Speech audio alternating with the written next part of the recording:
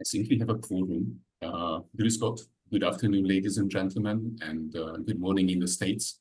Warm welcome to all of you. My name is Daniel Hegedűs. I serve as Regional Director for Central Europe at the German Marshall Fund of the United States. And it is both a privilege and a pleasure to moderate this panel, which will reflect on the results of the Sunday Austrian federal elections. These elections mark a significant turning point in Austrian politics, while of course they also represent both broader trends that are present across Europe. For the first time, the radical right Austrian Freedom Party, FPÖ, has emerged victorious, pushing the traditional people's parties, the conservative ÖVP and the social democratic SPÖ, into second and third place. Moreover, it is also the first occasion where a coalition led by FPÖ and the chancellor from the party is being seriously considered, both by its primary coalition partner, the conservative ÖVP, and the federal president. Notably, the key concern is no longer the formation of such a coalition, but the leadership of Herbert Kickl, the FPÖ party head.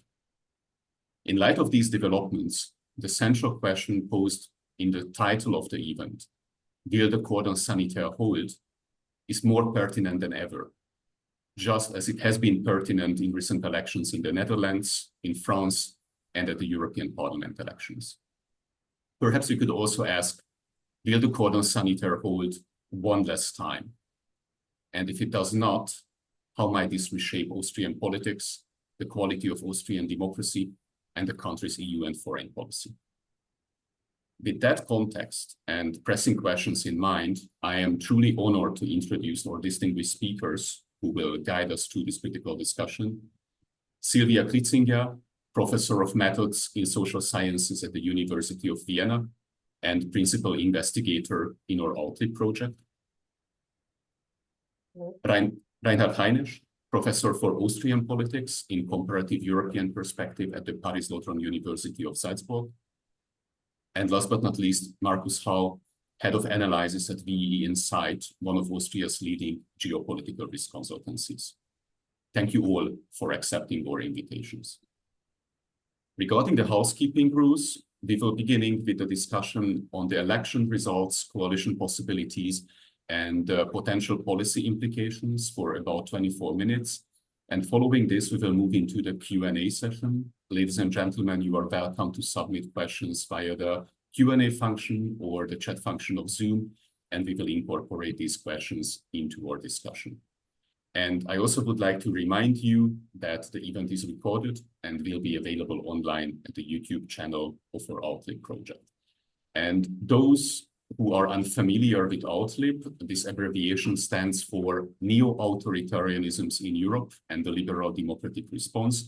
This is a Horizon project led by the Central European University with consortium partners like, among others, the University of Vienna or the German Marshall Fund / Transatlantic Foundation. And AUTHLIB investigates the sources and implications of the divergence from liberal democracy in Europe. And having said that, I would like to start by addressing my first questions to Silvia. What are actually the main social and political dynamics which have influenced the election results? What accounts for the rising support of FPÖ? And where are we now, 2 days after the elections? What are the most likely coalition scenarios? And what shall we watch with regard to the coalition negotiations? Silvia, you have the floor. Okay, thank you also for the invitation to this interesting panel discussion on the Austrian elections. I would like to start with something that you have just mentioned when introducing today's session, namely, will the Cordon Sanitaire hold? And this reminded me very much of a discussion that we had in the 1990s. Okay, we had more or less the same questions back in the 1990s when the Freedom Party and other parties on the far right became really strong. And I remember distinctively that I went to an ECPR joint session in Sweden when we talked about will the Cordon Sanitaire hold. And well, we knew that in Austria then in 2000, the Cordon Sanitaire did not hold, in the sense that there was already a government between the Conservative Party, ÖVP, and the FPÖ that was formed in the aftermath of the 1999 election. And also in 2017, we had already an election that was formed between the Conservative Party and the Freedom Party under the chancellorship of Sebastian Kurz. What is different, though, and I think this is the reason why we are talking about the Cordon Sanitaire yet again, but from a different perspective, is that back then the Freedom Party was not the strongest party. It was the second strongest party, both in 1999 as well in 2017, and therefore the question did not arise whether the FPÖ, as the strongest party, will also be the senior partner in the government and therefore hold the chancellorship. But it was more or less clear that it was only the junior partner not holding the chancellorship. So I think this is therefore also a different Cordon Sanitaire that we're talking about. But I just wanted to mention that these questions we had already a while ago, but from a different perspective. So what is happening? We have already outlined more or less what the results look like, even though the final result will only be available on Thursday, but nevertheless, we can more or less be sure that there won't be any major changes in the election result that we know of today. Let me start probably with the mobilization. I think there is one thing that probably especially to the American audience that is quite striking, is that we have a very high turnout in this election. Actually, the turnout increased from 75% to 77, almost 78% of the votes. So something which is kind of, striking. Definitely the mobilization is something that could be mentioned at some of the political social dynamic that you were hinting at before. But what we also can see in this election, that there is kind of a high volatility, especially between the voters that formerly voted for the Conservative Party, now moving very strongly towards the Freedom Party.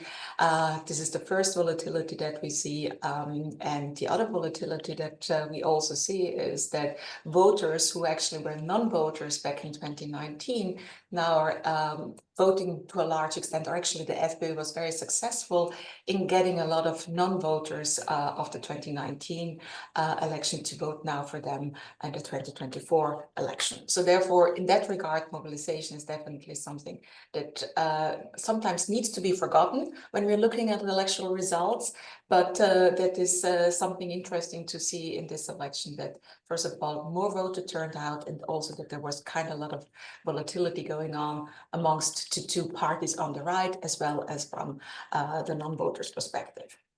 So the other thing that I would like to probably mention at this moment is that yes, the FPÖ is the strongest party. So I received quite some questions recently. So isn't it obvious that the FPÖ should then become the strongest party, should become then the governing party and also holding the chancellorship? And here I very often have to somehow put forward the idea of a parliamentary democracy, and that it's nice to win an election, but it's also important to somehow win majorities in the parliament in order to be able to rule. And in that respect, coalition governments are important in the parliamentary democracies as we know them. And we live them also in Austria. And therefore, the question whether this is then democratic of not letting the FPÖ into a government is probably second ranked, because as I said before, 28 or almost 29% of the votes is really winning the election, but it's not the majority of the voters really voting for it, and definitely not a majority in terms of seats. So therefore, majority finding in the parliament, in the government, is also something that is part of the democracy, because we sometimes tend to keep that apart, saying, okay, if you win the election, you automatically also go into the government and have the chancellorship. But no, there is a second step to it. You also have to find majorities which are above 50%. So another thing, why the FPÖ? Why was it so strong, or why did it win the election? Well, I think it's important to keep a couple of things in mind. First of all, topic-wise. The topics of migration and asylum, certainly very, very important topics in this election, and were incredibly important topics for those voters voting for the FPÖ. At least all the data that we have seen so far really indicate this. But we also see that crime, security, terrorism, stuff like that, so everything that is really connected or can be connected also with the issue of migration is also very important to the electorate, and especially, again, to the voters of the FPÖ.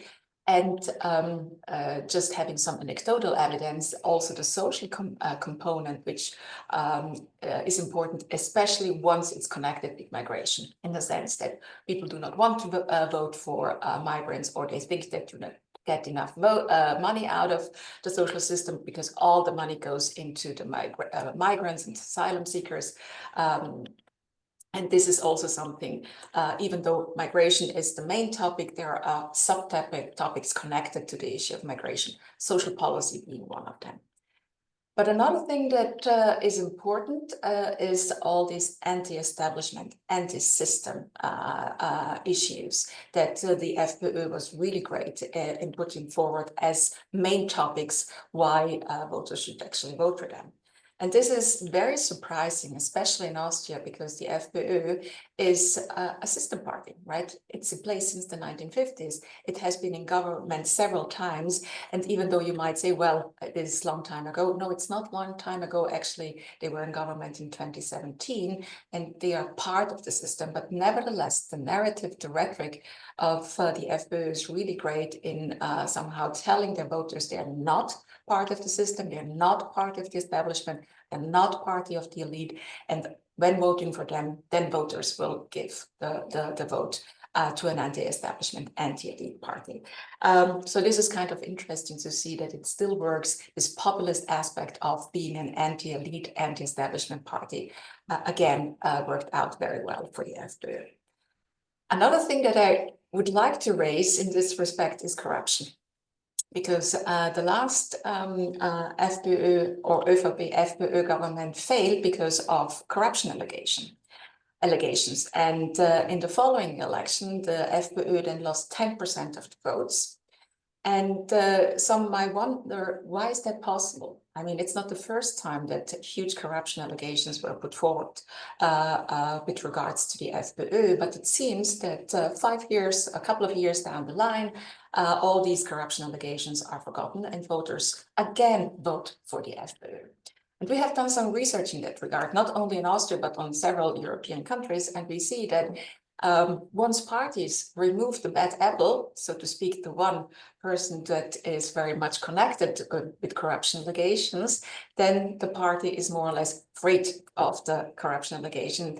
And it seems that this is yet again the case in Austria, in the sense that they have removed the former party leader, Strache, and now the party as such is again considered as corruption-free, and therefore no corruption allegations that can be put together. Final point on the coalition.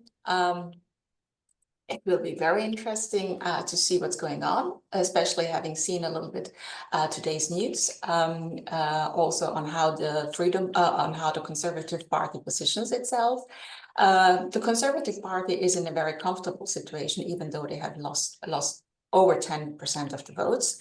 It's in a comfortable situation because it can be either the junior partner or the senior partner.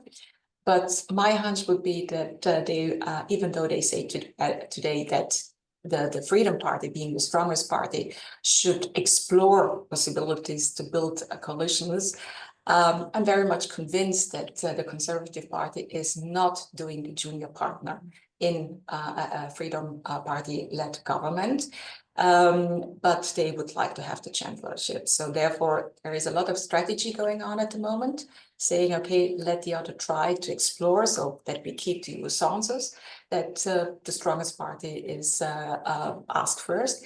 But I would say that they have a very strong position going for the chancellorship, therefore trying to find other coalition partners in a 2 or 3 party coalition, even though a 3-party coalition might be more likely just because the majority would be so narrow just with the SPD. So I leave it for the moment here. I think my time is up and there is definitely other stuff to discuss later on. Thank you.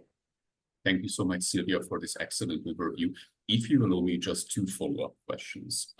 First, how do you see how central was the role of Herbert Kickl and his perceived charisma actually in the election results of FPÖ? Because obviously this can be instructive for us to understand how he can be actually detracted from the party, and how can we imagine actually a coalition opportunity between ÖVP and FPÖ without Kickl. And the second question, we have seen in the recent national European elections actually a polarization along the age tree in the societies, mainly that younger voters tend to support radical right parties more frequently than elderly people who vote for traditional people parties more often. And Austria was one of the European countries which introduced voting from 16 actually at the national level. And against that background, I think it's a particularly interesting case study in this regard. So I would be just interested in your take. What's the age division of the votes, and whether this early voting age influenced actually FPÖ results in any way? Let me start with your first question. And my answer to that would be the party is everything. And I rely here very much on data that has been collected by the public broadcaster ORF, which has asked this question with regards to how much Kickl was a reason to vote for this party. And according to that data, only 2% of the voters for the Freedom Party said Kickl was a reason to vote for that. So this means that the party leader as such is not considered very important as a reason to vote for it. And that's the reason why I said the party is everything, in the sense that they really voted for the party and not so much for the leader of the party, which of course will be interesting. So what is it if we remove the leader because people have not voted because of the leader? What will then happen in terms of coalition negotiation with other parties? With regards to the age, again, I have to rely on the data that has been collected by the public broadcaster. We have seen that the age group that is most likely to vote for the Freedom Party is the age group, the middle age group between 34 and 59 or something like that. So it seems that it's not the youngest ones, but it's not also the oldest ones voting in a majority for this party. But the other thing that I would like to say, and we do, of course, a lot of research on voting at 16. We do not yet have data, so you can ask me in about a month's time that I can let you know whether 16 to 18 or 16 to 20-year ones are voting differently. But what we see, at least in the latest data at hand, is that as older middle-aged age groups, also younger age groups are very heterogeneous. We have those ones who are voting for more extreme right, and those ones who are voting more for extreme left parties. So in the sense, we see a kind of a polarization going on, which is probably also not too surprising, not only for Austria, that the younger people are, the more ideologically extreme they might are. And then we see with the data that they are becoming a little bit more centrist. I'm not saying completely centrist, but they move a little bit towards the center. I don't know yet whether 2024 was different in that respect, but our data will be available soon, and then we can do analysis on that. But for the moment being, no, it's the middle age group, which is most likely to vote for the Freedom Party based on the data of the ORF. Thank you so much, Silvia. Professor Heinisch, you have been studying Austrian radical right for over 2 decades. How do you see how likely is actually an FPÖ-led coalition now in Austria?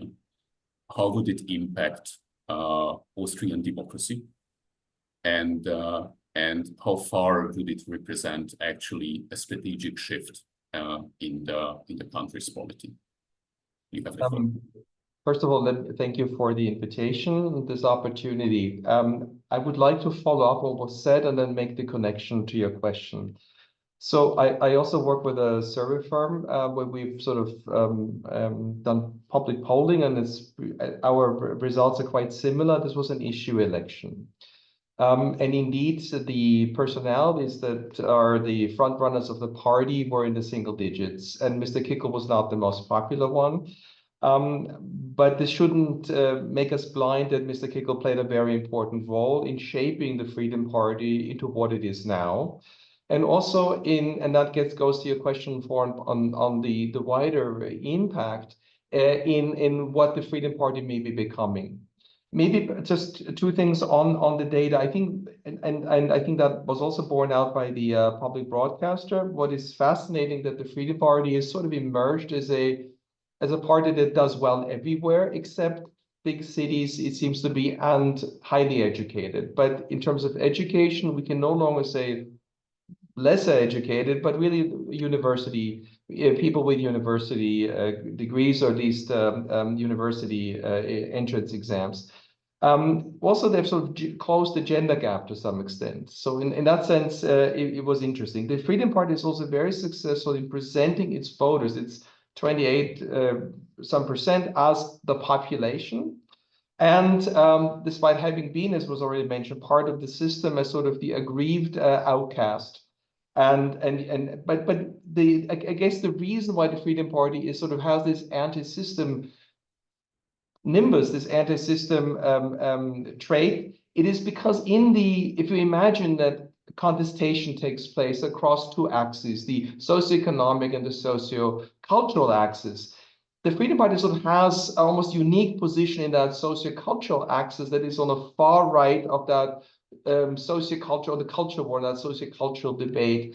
And it therefore can use cultural issues to portray all the other parties, even the conservatives, which very often themselves try to move pretty far to the right on the cultural axis, but paints them as part of a system, because the traditional parties, the Social Democrats and the Conservatives, are still, to some extent, trapped on the socio-economic axis. They're not completely free to move about. And they do have a certain constituency that simply still matters to them, particularly pensioners and older voters. So what the Freedom Party, many international viewers, when I get questions from international media, they sort of see the Freedom Party as a post-Nazi party, and the history is quite well known, the formation after the war, and there's a pan-German nationalism and this playing a role. And the Freedom Party has its origin. And we should also say that the inner leadership, the inner circle around Mr. Kickl, these are certainly individuals who have a great affinity for that German nationalist tradition. And there are glimpses, and there are some studies that look at that in some detail. But this is not how the Freedom Party appeals to voters. The campaign is not about the Germanness of the Austrian and the German culture. And in that sense, the Freedom Party is markedly different, I would say, from the German AfD. The Freedom Party is, as was meant, a very opportunistic party that invariably seeks to be exactly where no one else is. It takes opposite positions on the Ukraine, the treatment of Russia, the Corona policy, the environment, and you go issue after issue. It has the story, the narrative. The elites have betrayed the people. The elites are self-serving, and the people feel abandoned, and Austrians are grieving because they are in a world full of change. They're under threat, and therefore we need a fortress. And a fortress or a community where people recognize one another, sort of quoting Simon Baumann, that created sort of one of the populist appeals of creating in the future a past that never was, but a past to which we want to return, where we all feel comfortable and safe. And the Freedom Party appeals to those people very much also on an emotional level, with a very clever campaign that has been very non-traditional, using social media. But what is this new model, and where does it go into your question? Viktor Orban and the Hungarian model is sort of the Hungarian illiberal democracy is in many ways a model to be emulated. And if you read the election program, which has a lot of headlines and promise you sunshine and no rain, but if you read behind some of these headlines, there is a blueprint to create a model where we rein in and reduce liberal democracy. Mr. Kickles famously said, when he was Minister of the Interior, that the law, the constitution, should follow politics. In other words, this creates a world where Austria would have, he wouldn't be able to realize this. He needs obviously a coalition partner, and Austrian institutions are quite strong. But if he had the majority and no holds barred, here's the idea of a referendum system. So if a government that has run afoul of popular sentiments could be simply terminated by a plebiscite. Teachers that are perhaps politically deviant or not loyal could be there would be committees that investigate, teachers what teachers say in class. Even the idea of remigration, an idea was peddled by identitarian groups that Kickle actually refers to as an NGO, as a right-wing NGO. So even Austrians who would, quote unquote, naturalized Austrians who would, quote unquote, fail to integrate properly, whatever that means, would then be deported or could be stripped of their citizenship. Media. Viktor Orban's approach to, you take over the state broadcaster and then use sort of licensing and financial inducements to make it harder for certain media and help other media to achieve a certain outcome. In other words, the state would no longer be neutral. And that kind of idea of a popular democracy, of an illiberal democracy, can be quite legitimately read into both the rhetoric and the program. In terms of the international dimension, I think Mr. Kickle is quite conscious of sort of a Central European bloc emerging. If you look at Orban, Fico in Slovakia, perhaps in the eastern parts of Germany, where we have increasingly a politically dominant currents that see the European Union and its foreign policy and the role of Europe in the world as a main enemy. Elites in Europe who impose an agenda on people that people don't like. So therefore, you have the idea of a return of sovereignty to the national level, a quote unquote reform of the European Union, which would do away with supranational institutions. Opposing sanctions on Russia, and opposing the Green Deal, opposing a host of policies. And the Freedom Party has joined the new faction, the European Parliament, Patriots for Europe, together with the Rassemblement National, the Lega Nord, and Fidesz in Hungary. And it's very comfortable there. I think ideologically, they're more or less on the same page. And I think Mr. Kickle sees this not only as a future for the party, but he also has European allies, or has European contemporaries that sort of that have the similar sensibilities. And I think that feels very different from like 2000. When 2000, the Freedom Party was in a bit sort of ahead of its time as a radical right party trying to get into government. It actually had moderated a bit before.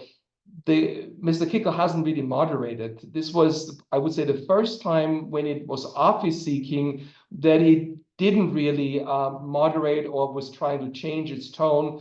Strache, when they joined the Conservative coalition in 2007, had changed his tune. He did fly to Jerusalem to show they were no longer anti-Semitic.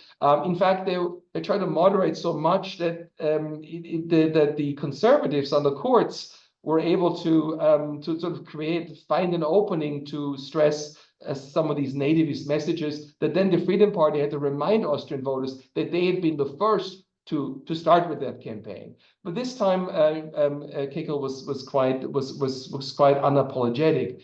Another new element is the conscious use of conspiracy theories and conspiracy mongering, and sort of playing tag team with more radical groups. So you'd have the identitarian movement peddling the conspiracy theory of the Great Replacement. In other words, national elites and governments are unhappy with the local population, trying to replace it with foreigners.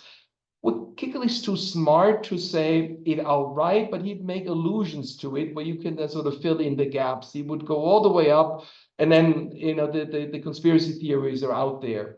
Same on climate, sort of the climate hoax, the climate conspiracy, the idea that thousands of climate scientists would get together and create this narrative in order to deindustrialize Austria and hurt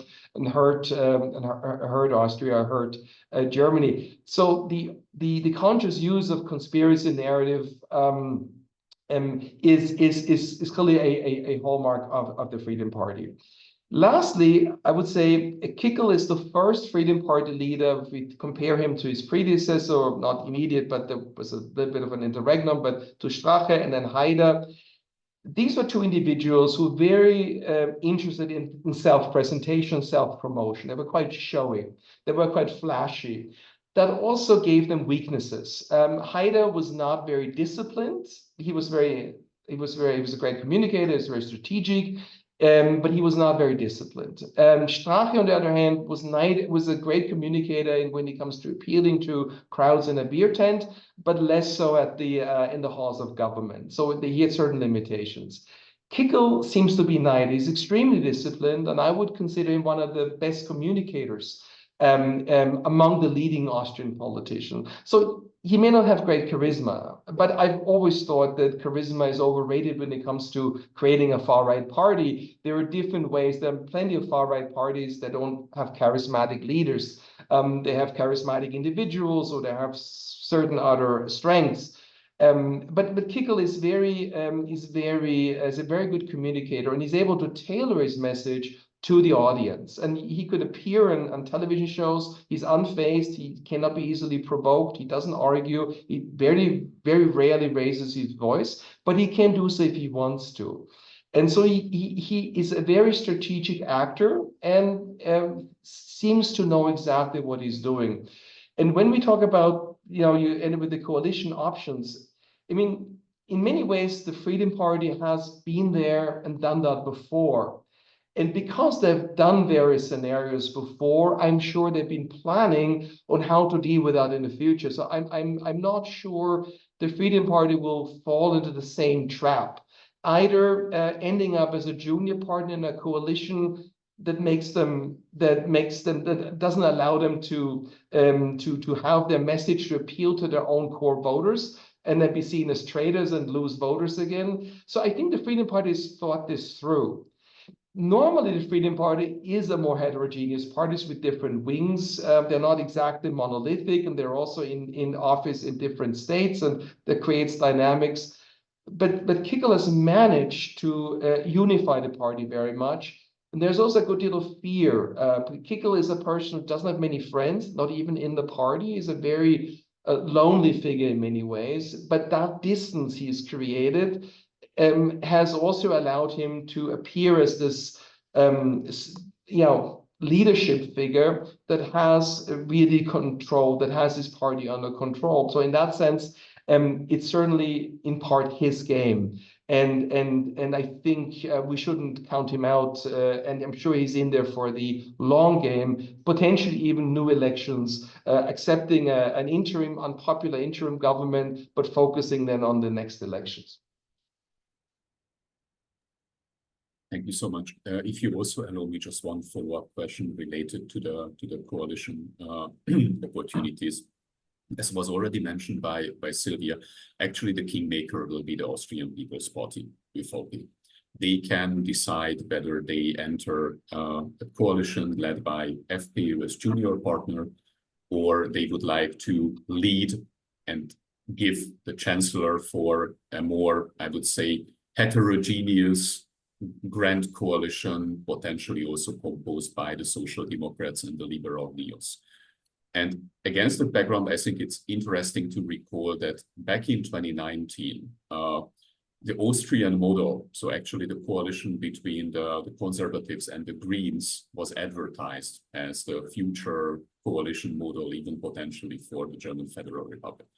And then, since we have seen that Austria actually pioneered this growing cleavage ideologically and also at the policy field between conservatives and progressive Greens, which is now actually very prevalent on the European stage. And here I think it's really a very interesting strategic choice for the Austrian People's Party, because actually their guiding logic from a power perspective and from an ideological and policy perspective is contradicting each other.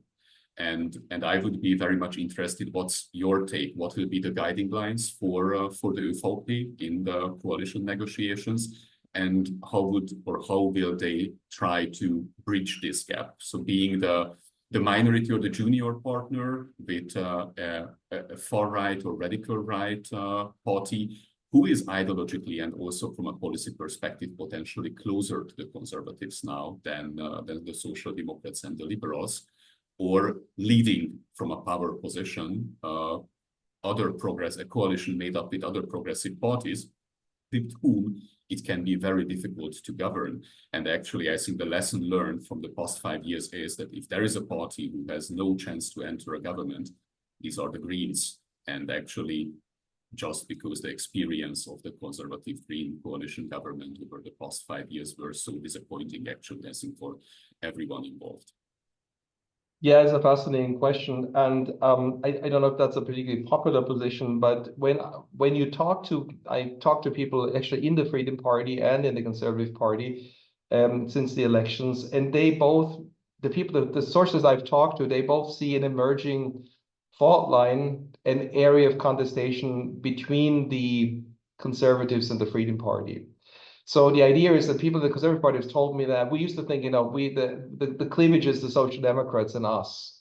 But the future of the Conservatives, clearly the cleavage runs between the Freedom Party and the Conservatives. And there's a discussion, of course, in the literature that the future of democracy hinges on the way conservative parties respond to the challenge from the right.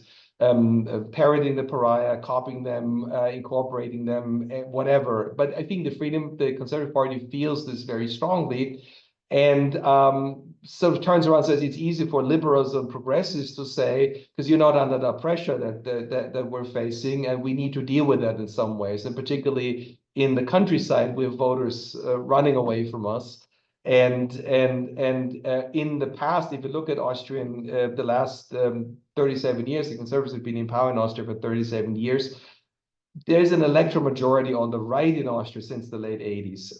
But in very few instances have the Conservatives formed a coalition with the Freedom Party. They could have done it many more often. Many times they were in the junior partner. So from their perspective, they've said, look, we've done all we can, but we're not gonna go under, and we will do anything to preserve our party. And if it means doing selective deals with the Freedom Party.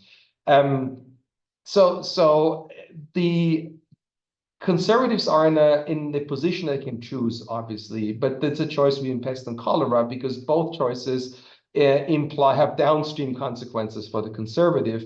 And the Conservatives very much do think about the next elections, and they do think about the growing strength of the Freedom Party at the state level. There's elections coming up in several Austrian states. The Freedom Party is doing extremely well in the polls, and we can see now in the last elections that the Freedom Party did extremely well, getting very, very close to even in some states where the Conservative, which have been solid conservative strongholds. So the conservatives are quite mindful of that. And the conservatives also have structural problems, like any of the traditional party, recruitment issue, getting talented people. They've been in power for too long, so they see the Freedom Party is much more dynamic and having learned its lesson. And in that sense, the old formula, let's take a weakened Freedom Party and bring it into government, hope they will fail, and then, or simply steal their agenda, that is extremely difficult. I would argue that the Kurz era was a one-off. That had a lot to do with Kurz. That was a personality-led election. This was an issue election. And presumably we're going to continue to have issue elections unless the conservatives find a rather charismatic, magnetic individual who's a very clever communicator is able to get that across. I don't think that's easy. You can't just create these people. So you have to assume these are issue elections, and the issues are crises, problems, and the perception that everything is getting worse, everything is off track. So in that policy environment, as a conservative, how do you position yourself? Do you form a coalition with parties that have very little in common with you, but you were then at least in the driver's seat to some extent, or do you form a coalition with us? I don't know what the choice is. The choice probably comes down to personalities. Are all personalities still going to be there? There's animosities between them, and it comes down to pragmatism. I think the conservatives will probably explore the coalition with the other part, not with the Freedom Party, until they have a plausible reason they can switch sides. They have a justification which they can sell to their own voters in order to so that's to make it bulletproof in some ways. And the second issue could be that if because the Chancellor Nehammer said he wouldn't want to do a deal with the Freedom Party, Nehammer may be pushed out. As Silvia Kitzinger just said, the personalities in this election were in single digits. Nehammer is not irreplaceable. He's gained in stature. He is, of all the candidates, he had the highest approval rating relative to the others, but not by much. But he's not irreplaceable. So there are forces in the Conservative Party that will say, either we weigh the future of our party or Nehammer, and we think the future of our party may be with the Freedom Party, then Nehammer will be gone, and there will be a coalition with the Freedom Party. But that's a calculation that will come later, once these initial phase of the discussions have panned out. And lastly, the Austrian president has a significant influence on what happens. We should think Austrian presidency is like the French presidency. It's a sleeping giant that has several important options in making deals behind the scene, but also leveling threats or publicly to affect the strategic calculus of the parties negotiating. Thank you so much, Professor Heinrich. And ladies and gentlemen, I would like to invite you to submit your questions into the Q&A function of Zoom. And turning to the policy dimension, or focusing much more on the policy dimension, I think we have these two baseline scenarios for the potential coalitions. One, FPÖ-led with ÖVP, and another one, ÖVP-led with the Social Democrats and NEOS. Markus, what do you think? What are the most likely policy implications of these two coalition formats, especially with an eye on the field of migration, EU affairs, and foreign policy? The question is whether you see any fundamental differences in this regard, and when we are speaking about foreign policy, obviously we already touched upon the issue of a potential Central European and EU cooperation among illiberal radical right forces, but whether you see any differences here and potentially also with regard to the relationship to Russia. Over to you. Well, thanks for the invitation, first of all.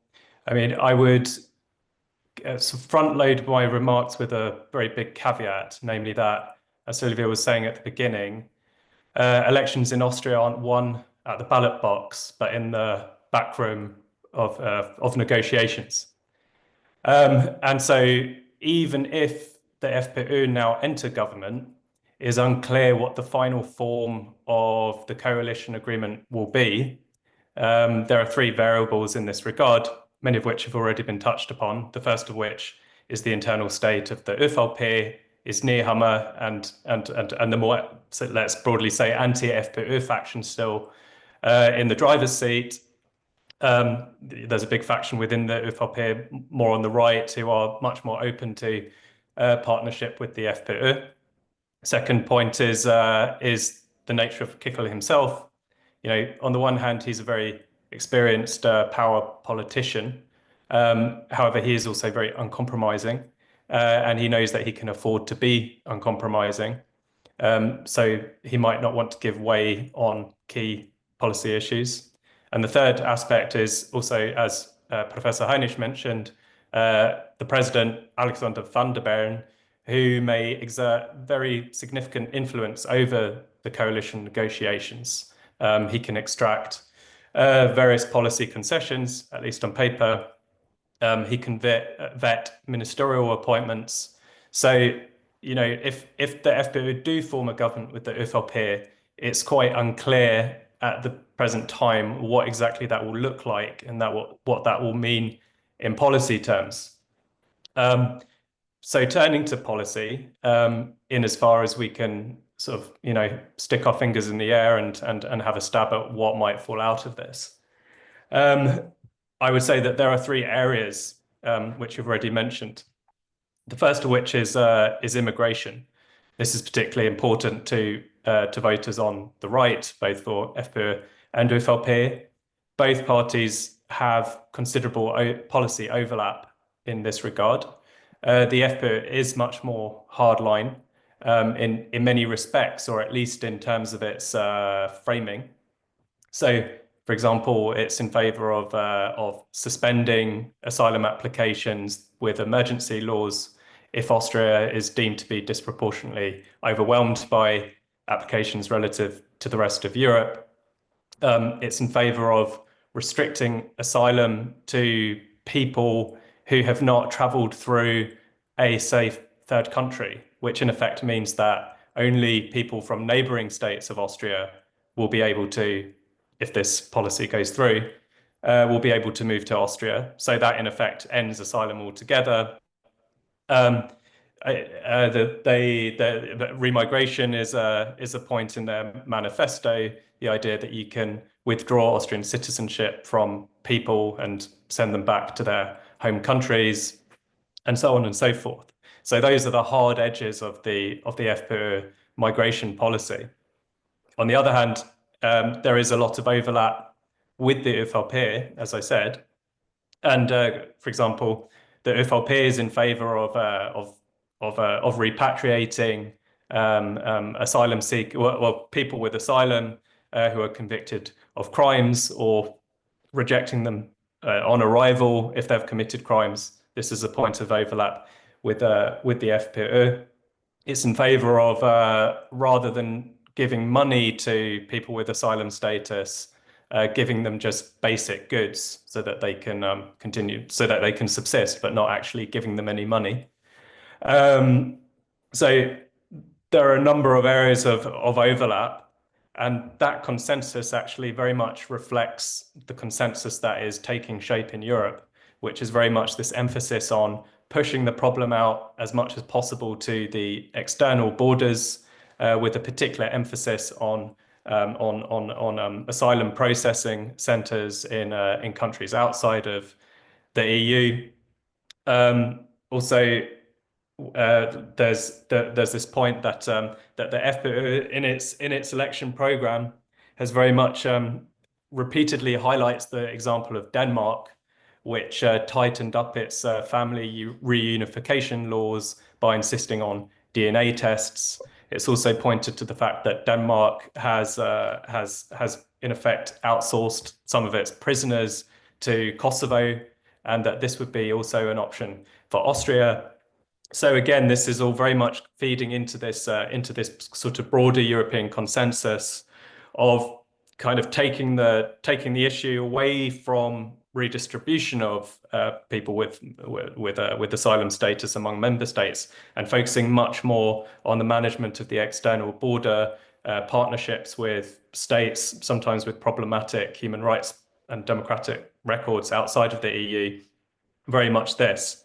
There's also the fact that you only have to look at Germany, where you have the traffic light coalition, where they've now are imposing temporary border checks on the borders. I mean, again, this is something that the FPÖ will, if they enter government, along with the ÖVP, would probably then actually have no problem with ploughing ahead with. So there's a great deal of there are a number of areas with respect to migration where they can find agreement and probably be within the broad European consensus. The second point is on foreign and security policy. Now, this is the area where the dividing line is deepest. The dividing line has deepened in particular as a result of the Russian invasion of the Ukraine. The ÖVP traditionally would be described as the most Euro-Atlantic of the three main parties in terms of its stance. It's still very much wedded to the doctrine of neutrality. However, it has been in favor of taking steps towards integrated European defense outside of NATO structures, but still obviously informed by NATO structures. A flagship initiative in this respect is the European Sky Shield initiative, which is an air defense initiative that is protecting European states, including Austria and Switzerland, against potential rocket or drone attacks. So the ÖVP has also been behind very much the agenda of sanctions on Russia, and so on and so forth. The FPÖ has been mentioned, takes a very different stance on these issues. It's very much selling itself as the passionate champion of Austrian neutrality, and that Austrian neutrality has in effect been compromised, and that it should be returned to as a foreign policy doctrine as much as possible. That Austria can leverage its status as a kind of neutral mediator between sort of warring parties and so on and so forth, and strive towards peace. I mean, this is in effect a fig leaf for its sort of sympathies for the liberal authoritarian bloc, the spiritual leader of which is Russia. And so they adopt sort of very different positions to the ÖVP as a result of that. They're opposed to sanctions. They're opposed to the provision of military aid by the EU to Ukraine through the European Peace Facility. They are in favor of, and this ties also in with the European Green Deal, that Austria should be as energy independent as possible, and to that end, sort of move away from in its view, over-investing in renewable sort of energies, and keep a diversified mix, which includes fossil fuels, among which we know to be in Austria, the sort of a dominant part of which is Russian gas. And it's very open in talking about this. So the question would be whether this dividing line could be bridged. It's unclear whether it could be, not only because of the ÖVP, but because of President van der Bellen, who is very much one of his big objections to the FPÖ is its refusal to, as he put it, condemn the Russian invasion of Ukraine. I mean, ultimately, the question is, though, whether there could be, whether in the meantime, events outside of Austria might get in the way. There is talk of Ukraine gradually being pushed towards peace negotiations, whether it wants to be or not. Whether that is because Trump is elected or just because the Biden administration is also pushing it, and Kamala Harris, if elected, will also probably adopt a similar tack. So it could be the case that Ukraine and Russia becomes not as much of the issue as it has been in the last years, and that this could lead to some kind of loosening of the tension around this particular question. And you also have the fact that the FPÖ blame, oppose sanctions on the basis that they say that it contributed to the to inflation, high level of inflation in Austria. There is in the ÖVP behind the scenes, particularly among its clientele, some agreement with this. So I do see a scenario in which both parties could begin to unite around some kind of approach that emphasizes peace and negotiations and ultimately some kind of loosening of the sanctions environment. The third point on which to focus would be, rule of law and media freedom. This is relevant from the perspective that it's already been dealing with this particular problem in Hungary and previously in Poland and now in Slovakia. I don't think that that under ÖVP, Austria would be becoming Orbanistan. I mean, Hungary is a very unique. Orban's Hungary is a very unique case study. But as Professor Heinisch was saying, there are a number of ways in which the rule of law and media freedom can be undermined. There's the particular focus on the public broadcaster, but there's also the fact that Austrian media is very dependent on public funding, much of which comes directly from the federal government, either from the chancellery or from ministries. And I think its dependence on public funding is about 10 times that of Germany per capita. I'm not sure what the up-to-date statistics are, but it is very much, these subsidies are very important to the survival of a lot of media outlets. And the distribution of these subsidies is indirectly, ultimately controlled or certainly influenced by the chancellery. It is a centralized system.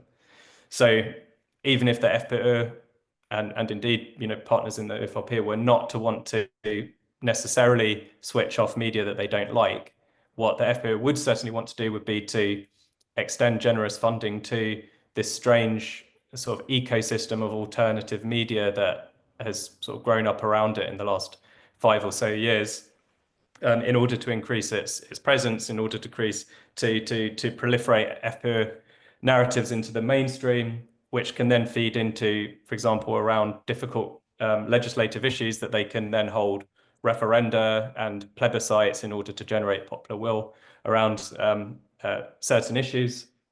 There's also the question of reorganizing state agencies so that you can, in effect, reappoint their leadership with people who are party loyalists. I mean, there are a number of ways in which damage can be done.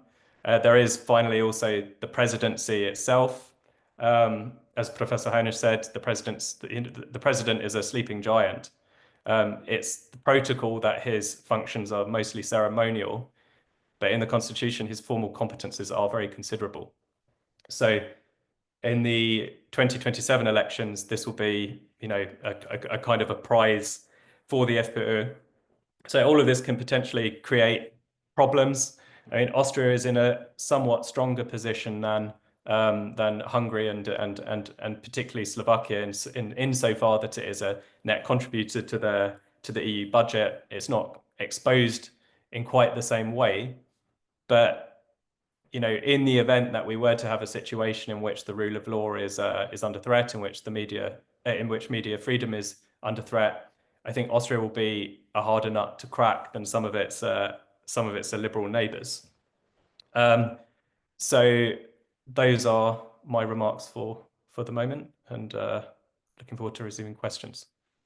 Thank you so much, Marcus, for this great contribution. And ladies and gentlemen, the Q&A is open, and we are lucky because we already received a couple of great questions. So I would just put 3 on the table. Feel free to address all of them or just pick 1 or 2. And then I think we will also have time for another round until the end of the event. So I would potentially start with the question that what are the biggest cleavages and fault lines in policy and ideological sense between ÖVP, SPÖ, and the NEOS that can influence the coalition negotiations or potentially pose a significant challenge to this 3-party coalition? The second question is that how do you see how far could such a three-party coalition in the long run weaken the ÖVP, potentially also in the extent what we are able to see in a couple of EU and non-EU member states, that actually the radical right voter base is overtaking the voter base of the former Conservative People's Party. And the third question relates to the mandate of the sleeping giant, as you refer to President van der Bellen. Obviously, he put forward conditions to the government mandate, and these conditions were the fundamental compliance with democracy, the rule of law, human rights and minority rights, and media pluralism. The question is, based on his constitutional powers, how far can he go to assure actually a compliance with these values, and how far can he go to deny actually a government mandate from the FPÖ with a reference on the potential democracy, human rights, and minority rights related track record of the party. So I would suggest to make again a round in the same order as in the first time. So I'm happy to give the floor to Sylvia. Thank you for the questions. I'll leave the first question to Reinhard, who has already touched upon that a little bit while he was speaking, and jump immediately to the third question with regards to the president. Austria is characterized as a semi-presidential system, in the sense that the president indeed has quite some powers, especially the moment a new government is or should be formed. So the mandate for a government comes from the president, and therefore, when looking at into the constitution, it seems that he's very powerful. And indeed, there is already a lot of talk going on with regards to whether he will give the mandate to form a government to the FPÖ, yes or no, because he has mentioned in the past that he will not do so. Well, it was not that explicit, but it was more or less interpreted in such a way. So, however, on the other hand, we also do know that even though it seems that he is very powerful, in the end, and history has shown that, if he's confronted with a majority, because two parties or three parties go together, agree on a coalition agreement, and so on, he is not really able to not give or not swear them into power. And we have seen that in the past, for example, as I mentioned before, in 2000, when the first ÖVP-FPÖ government was in place, that the then President Kleestil was not giving neither the possibility to explore the coalition nor the mandate to form a government to the then or later Chancellor Wolfgang Schüssel. But they were negotiating after behind back doors, and then the coalition agreement was there, and there was very little that he could do. Of course, from a purely constitutional perspective, he could not swear them in, and we know of instances that he was against certain people becoming ministers already in 2017, the current president.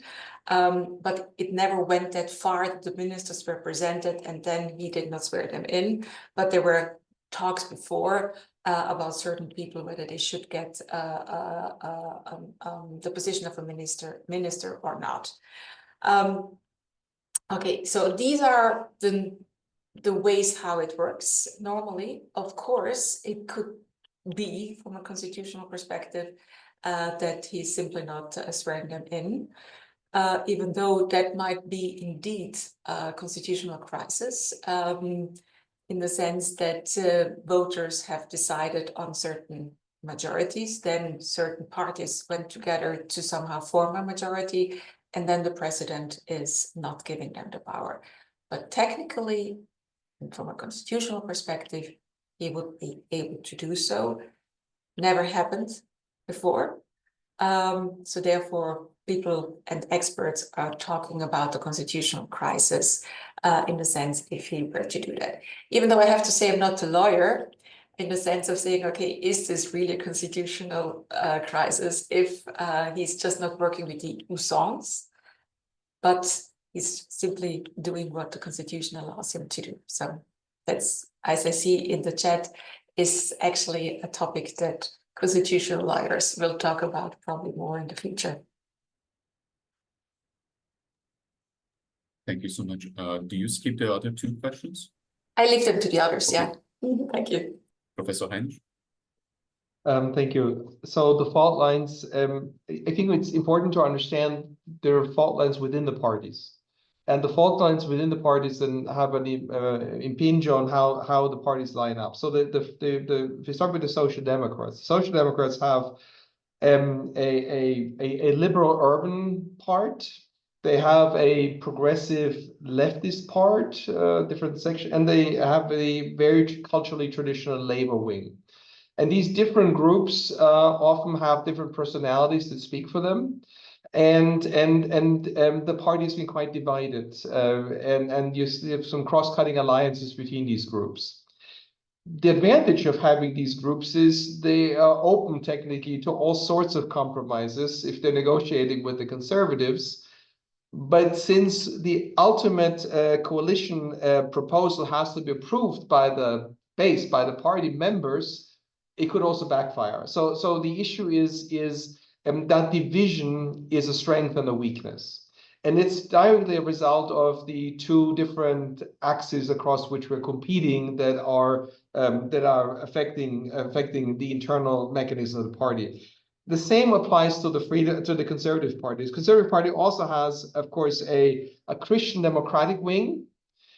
They used to have a stronger liberal part, but there's a new party, NEOS, which split off from the Conservatives some time back. So it weakened that liberal dimension, which made the conservative part of the Conservatives more stronger in some way. So you have a Christian democrat liberal wing connected to the churches. The churches provide a lot of aid to the refugees and asylum seekers. So there is a and they're quite often disagree with the party's own slide to the right.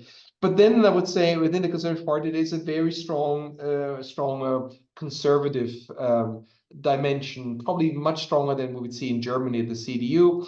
And particularly the Kurz group, there's a group within the Conservative Party that sort of the party within the party that the previous chancellor and partly the Kurz had created, and they tend to be quite conservative. And they are often backed by, there's a strong rural faction in the Conservative Party, but also the business faction is very instrumental, and they are probably pushing the party to the right. If we look at coalition behavior of the Conservatives over time, we can make an argument that when these internal factions were strongest, that's when the Conservatives were most willing to do a deal with the far right.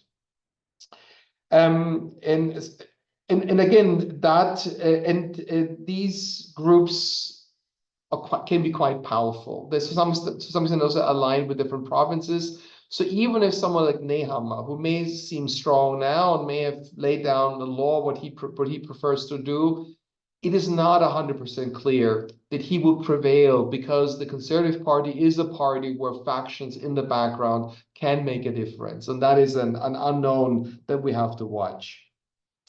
NEOS as well is a party that wants to be very strongly in government, so they're willing to make great concessions. Their main agenda is education, but they also have an agenda on fundamental state reforms.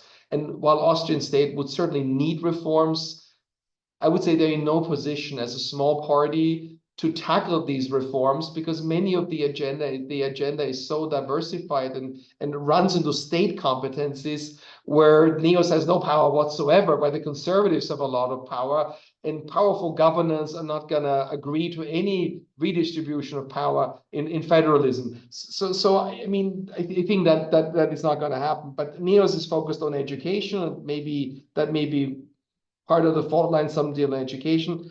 And the Greens also have, I would say, two factions. One faction is particularly focused on the environment, and another faction that has more of takes a broader societal agenda. But I don't see Greens, given the history of the recent government, that the Greens would be invited back and would be in a future government. Fundamentally, I think the assumption is if the labor wing of the Social Democrats and the business wing and the more pragmatic wing of the Christian Democrats can find a set of issues where they can do a deal on narrow reforms, particularly in social and economic policy, and the Social Democrats step back from some of their very leftist demands on new taxes, a deal might be possible. And the Conservatives may then be willing to add Neos to the mix to have a sufficient majority. And Neos is a pro-market party that is liberal, but is clearly pro-market. That may help the Conservatives sort of to weaken the leftist impulses from the Social Democrats. That would be perhaps the scenario, and I will leave it as that. At that. Thank you so much. Markus, feel free to address any of the questions or all three of them. Well, so one point I would make is that with regard to a triple coalition that includes either the Neos or the Greens, I mean, it is technically the case that the People's Party and the Social Democrats have sufficient seats to form a coalition on their own, a traditional grand coalition. It only has a majority of about 1 or 2 seats. So realistically, I don't think that this is going to really work. So they would need, I think, a third party in the mix. But of course, the difficulty in including a third party is that it already complicates what are, difficult negotiations. The Neos, have their particular demands. For example, I mean, education is one thing. I think a deal can probably be done on education. But in the economic domain, they're in favor of abolishing mandatory membership of the various chambers, economic chambers. They are also particularly sort of assertive on the rule of law, on transparency, and so on and so forth. And the People's Party in particular, but also the Social Democrats, don't really have very much of an interest in compromising their own sort of power and clientelist networks in order to make that happen. So there's quite a lot that is difficult in that mix. On top of which, there is the whole situation within the Social Democratic Party itself. I mean, the party is very divided. Part of that is factional, as Professor Heinisch mentioned, in terms that you have the different demographic factions, we might call them. But there's a lot of egos have also played a very big role. The current leader is from the from the left of the party, Andreas Babler. He's a bit more, I mean, he's softly populist. Lots of people would compare him with Labour Party's Jeremy Corbyn or maybe Bernie Sanders in the US. He's not popular with the party establishment. He's relatively isolated now, but he does have a lot of support behind him from the party membership, and party membership now have a much more active role in selecting leaders after reforms last year. And he is someone who is more uncompromising, and he is insisted in particular on these new taxes. So, for example, introducing inheritance tax, introducing wealth taxes, introducing 32-hour working week, although this has been kind of pushed to the back burner a little bit. Also sort of introducing various price controls on basic goods, kind of ensuring that inflation doesn't rise above a certain level. I mean, there would be quite a lot of fat to trim in order to make a final coalition agreement work. As regards the president, a point I would also make is that he, I mean, we have to look at past precedent. So we have to look back at 2000 and what ultimately happened. So the president at the time, Thomas Klestil, was made no secret of the fact that he was opposed to the coalition that emerged. He wasn't ultimately able to stop them, but he was able to extract certain concessions. So in the coalition agreement, there was a preamble that committed both parties, hint the FPÖ, to commit them to certain basic principles, democratic principles, human rights, minority rights, and so on and so forth. This is something that I would imagine that Van der Bellen would do now if an FPÖ-ÖVP coalition were to be on the cards. Question is whether those commitments on paper actually really mean all that much, but it's fairly significant nonetheless. He also has a lot of power over ministerial appointments. So back in 2000, but also then in 2017, the president vetoed certain FPÖ candidates that they didn't think had that the institutions had room for them. This is very likely to be done again by Van der Bellen. He can also sort of influence the appointment of independent or sort of non-party aligned ministers, and the ministerial appointments in the end are quite important because the cabinet does take decisions on the basis of unanimity. So having a justice minister, for example, who is an independent is not nothing. So the role of the president will definitely have a big shaping factor in certainly whatever final government emerges, including if that government is an FPÖ-ÖVP coalition. Thank you so much, Markus. I think before we would wrap up, we still have some time for a brief second round. And I would just again drop 3 questions on the table. First, I think we could revert to the question from the previous round, whether actually a 3-party coalition could in the long run strategically undermine the electoral support of ÖVP. The second question was that although former Chancellor Sebastian Kurz is entangled in several criminal cases, whether there is any chance for him to return at the political stage, and how could that potentially shape political dynamics. And the third question would be that once President van der Bellen was elected second time, he was asked by a journalist what sort of political legacy he would like to leave behind. And his answer was that he wouldn't like to go in the history books as a coward politician. What if the prolonged coalition negotiations are not able to bear any fruits in any direction? How likely is actually or are snap elections as outcome? And in that case, what would be the main dynamics in this period that would shape actually the outcome of that snap elections? Would actually such a transitionary period further strengthen FPÖ, or could that be in some way a game changer in the political dynamics which resulted in the Sunday elections? And I would leave it in this form, and potentially we can go now in a reversed order. So Markus, please, you have the floor. So as regards whether the ÖVP would be weakened in the longer term, I mean, it would suggest, given that that most of the voters they lost to the FPÖ, that would suggest that they have a very big threat to their right.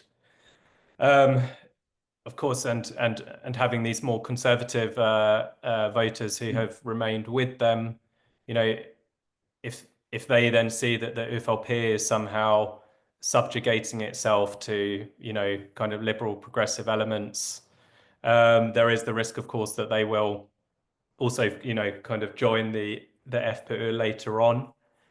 But on the other hand, of course, something that is often underestimated is that the ÖVP does have a strong, let's say, Christian democratic faction. So there is the question of the extent to which many of the severe losses that the ÖVP is likely to endure have already happened. and that they have, in a way, room to kind of, continue setting the agenda, even if it is at the head of what is in effect, a liberal coalition. I think that kind of goes on to the question of whether Sebastian Kurz is ever going to come back. I mean, he would certainly like to come back if circumstances allowed. The open question is what's going to happen with the various legal trials in which he is, well, a suspect. I mean, there's already been a conviction over perjury. He's currently appealing that. Then there's the bigger investigation into corruption around the abuse of taxpayer funds as regards state advertising contracts, or rather, sorry, to polling, around polling, and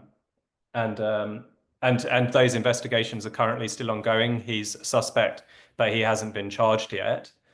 And this is a complex case, and dozens of people are involved. So, it's going to take a long time before that case is resolved, assuming it is ever resolved. It's not a given necessarily that he will be charged. Anyway, his future, I think, very much depends on what the status of those legal cases are. Whether he can come back will ultimately depend on whether the party will have him. And he does have, at least half the party who are very nostalgic for the Kurz era, who would like him to return. But what certainly can be said is that it's very difficult for politicians in Austria to make comebacks without a party apparatus behind them. The only one who arguably succeeded in doing that was Jörg Haider, but he already had a lot of support in his stronghold of Carinthia that enabled that. So, yeah, I think Kurz's fate is an open question. He'll certainly, I mean, he is still trying to exert influence in the party through certain channels. So I see him, even if he doesn't necessarily come back, I do see him as a potentially destabilizing factor. If that translates to him actually, coming and cooperating with Kickler, that's another question. Kickler despises Kurz, doesn't trust him at all, feels like he was betrayed by him in 2019. So I think there are, sort of more questions than answers as regards the political future of Sebastian Kurz. Thank you so much, Markus. Professor Heine? Yeah, so there are two important dynamics, I think, that are going on. So with the Conservative Party, they're trading voters with the Kurz voters with the far right, that they go back and forth. So there's a significant group that now went in this election to the Freedom Party that probably had come from the Freedom Party to the Conservatives. The Social Democrats have something very similar going on with the Greens. The Social Democrats at the 24%, according to our poll, with the most strategic voters. So your question in the long run, will that permanently weaken the Conservatives? Well, if the Conservatives are able to grow beyond that group, if they were able to tap into another electorate, to be stable, to not have this yo-yo effect by swapping voters with the radical right who go back and forth depending on the issues, they have a future and they can stabilize in some ways. So it's not that they have only one option, which is to appease the far right. They have the option of appealing to other voters, centrist or urban voters, if they develop the program. So I just want to push back to the narrative, and that's not impossible. It would require work. But the possibility is there. Secondly, the Freedom Party, I wouldn't also see the Freedom Party as monolithic. I would also say we have core voters. We have then ideological soft Freedom Party voters who are willing to go elsewhere. And then we have strategic voters in the Freedom Party. And so it's a more complicated electorate. I also don't think that the Freedom Party, just based on the demographics, has unlimited growth potentials. If you do polling in Austria, you will see that the Freedom Party is not particularly popular among those who do not support the Freedom Party. There is quite a bit of anti-populism as well. There are indications where voters who do not vote for the Freedom Party would say, well, we like our party best, we don't like the other ones, but we like the Freedom Party least. And so there is a sentiment there as well. And I think the narrative, well, at the next election, that'd be 40% and 50 and 60%. I think that is a narrative that we are often all too comfortable, because we buy into that idea surreptitiously that the Freedom Party sort of has the population on its side. I think there are limits, and it's not a coincidence that in most countries where we have radical right populists, in the US, there's about a third of the population that is readily mobilized or can be readily mobilized. So I think there are natural limits to that. And I think so the parties are not necessarily doomed. I think there are other issues that can be done by parties, professional campaigning, giving platforms more thought, candidate selection. So there are lots of issues where campaign craft could be clearly improved. It's often shocking how poor sometimes both message development is, how traditional the kind of outreach functions, and actually quite a bit could be learned from the Freedom Party in terms of how you communicate with younger voters and what media outlets you use. So I mean, I see there is clearly a future, and in a new election, the environment is such that the Freedom Party might benefit, but it's not the sky's the limit, and we should be afraid that that's sort of the only game in town. It is quite clear, if we have a coalition of these parties, the Freedom Party would be only significant opposition, and that will automatically attract certain voters who are unhappy with the government. It would be like if we had the Ampel in the traffic light coalition in Germany, but no conservative party in opposition. I'm sure the AfD would enjoy this much more. So that is a risk, of course. However, if the parties struck a deal that many of the voters of those parties would see as unacceptable or as somehow betraying promises, they would probably lose these voters and would demobilize the voters. So they're a bit caught between a rock and a hard place, and they just have to think about how to communicate that and not to overpromise and be rather specific and narrow. Last point on the Austrian president, I see this as, and this is sort of probably very unscientific now, I see this as a very important, as a most important development in Austria in some sense. Because as parties become smaller and more diverse, we could have had 6, 7 parties in parliament. The president's less likely to come from the major parties. They will have to justify their office. They're no longer, it's no longer sufficient just be greeting people. And being a check on the party system, making sure that the parties deliver, quote unquote, that's a field day for a populist agenda. I mean, this happens to be a Green Party president, but we could easily have imagined it was very close. There could have been a Freedom Party president. And the temptation will be for these presidents to be sort of the counterweight to the party system. And they also need to justify themselves. And I see there actually also a way in which a far-right party could begin to crack the Austrian political system using the reserve power of the president. Now, and I think the presidency has been evolving over time. And anything that's evolving depends on customary behavior, depends on custom. And I think that is subject to change and will be subject to change. And therefore, I think the president now is well advised not to break the mold, because I'm sure that at the next instance, another president from another party could use exactly that same technique, justly to some extent, to prevent a democratic coalition from forming. So in that sense, it certainly doesn't make it easier, but that is my concern and my thought on this. Thank you so much, both for the silver lining and also the cautioning words. And Sylvia, you have the last words. Okay. Sorry, some technical issues here. Now you should hear me again. Okay, I would like to reiterate what Reinhard has said with regards to the hardcore voters of the FPÖ. Indeed, I think the percentages, this percentage points of really hardcore voters, it's much lower than what we actually see in the current election. So therefore, they also have to work for those voters to stay with them, because they will probably otherwise go down to 16 to 20% of hardcore voters. I, however, would like to take up the question that you raised with regards to the step elections, whether something like that is possible. Of course, something like that is possible if there is no coalition agreement coming up on neither side or with no party. Then there is the possibility to call for a snap election. We don't have to wait for 5 years before we can go for another national election. So that's definitely a possibility.